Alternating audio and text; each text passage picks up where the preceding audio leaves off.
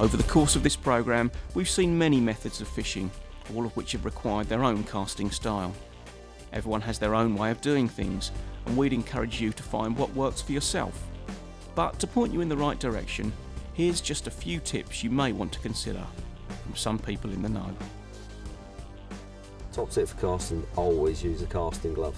I think you see a lot of people on the bank nowadays that are desperately trying to hit a range, and as soon as they pull through on the cast, you can see them releasing too early because the pressure comes up on that finger, and I don't care how hard your finger is, there is a point where you will release because you know that if you leave it any longer it's going to start cutting into your finger. Always feather the line when you do cast, but then also feel for a drop on the lead. It's the most important thing. If you don't feather it, the chances are you will get a tangle, although when you retrieve it, it doesn't actually, it'll come back as if it wasn't tangled. But by feeling the lead down, you also lay the rig out so you get better presentation. The other advantage is obviously you can tell what you're fishing over. If you get a nice donk, you know it's a harder bottom. If it's a bit softer, chances are it's sill. And you can also watch the rod tip with the bounce. If it bounces, you know you've landed on something hard, but that's definitely something that I always do.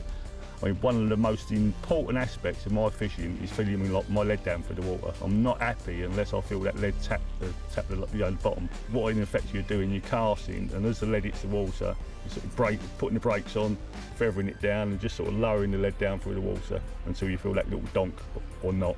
One of the classic things I've seen that people do when they're casting, they underfill their spools. And certainly what I would say is, you know, that's 12-pound line on there. Don't be afraid to perhaps slightly overfill it. You know, you'll find out when you first start casting with it if you have overfilled them because you'll bird's nest and you'll tangle up. But certainly, you know, I always load up my reels. So it's almost waiting to zing off the reel, and it gives you extra yards. You've got to feather your cast. It doesn't matter whether you're spodding, whether you're chucking a marker float out there or putting the rig out. Feathering the cast does a good number of things. One, it controls the distance that you're casting.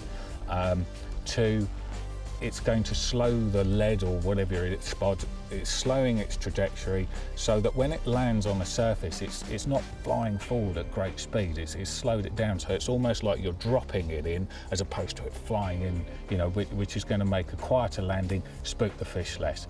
But the one single tip that I've been given and which I use now is to aim high. I see too many people actually aiming at the spot they're trying to land it on, as opposed to aiming above that spot. You know, the lower you aim, the less distance you get. It's as simple as that. If you aim high, keep that action nice and high as well. Generally, you can get it out there that little bit further, and you maintain your accuracy. I tend to use a lot of PVA, little funnel web bags, bigger funnel web bags, you know, whether that's crushed boilies, whole boilies. And I suppose I put them on the rig all the time because I like that rotation factor on the cast. I've always liked it since I was quite young, you know.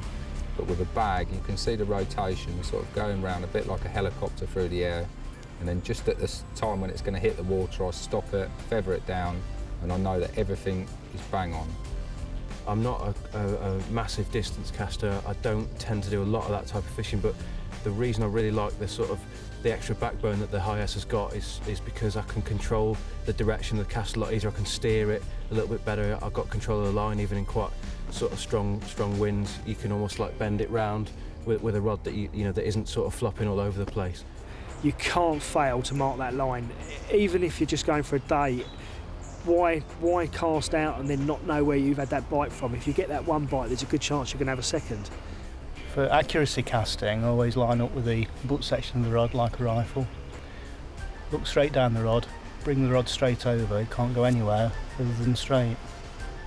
What I try and say to people is just to try and get the baits on the money. If it's not on the money, reposition it. It's okay being able to cast a long distance, even short distance, but get it on the money, and that should hopefully catch you more fish.